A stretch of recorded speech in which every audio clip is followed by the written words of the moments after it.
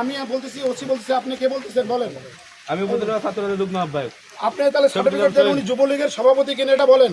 উনি সভাপতি বিগত 8 বছর আগে ছিল। তাহলে আপনি কেন আসছেন বলেন? এটা আমাদের এলাকার সাথে একটা বাজার বসানো হয়েছে। এখানে ভিলেজ কিছু পলিটিক্স হচ্ছে, সেটা আপনাদের আপনারা ফটোলিপাড়া ভিলেজ পরিস্থিতি, এটা থানা। আপনি আসছেন, আপনি কি বলেন? কে?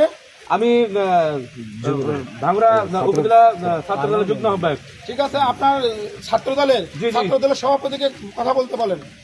আমি আওয়ামী লীগের এখানকার যারা দায়িত্বশীল ছিল তাদের সাথে কথা বলছি। হ্যাঁ, উনি কমিটিতে আছেন, নাও স্টিল বর্তমান কমিটিতে উনি যুবলীগের সভাপতিতে আছেন।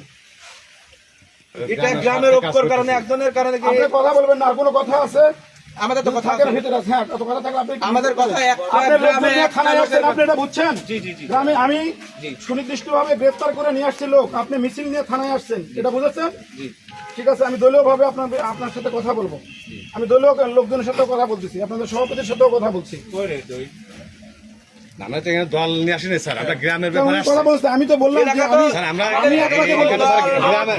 গ্রামের ব্যাপারে আসছি স্যার, এখানে কোনো দল মল নিয়ে আসেনি। করে নিয়ে যাবেন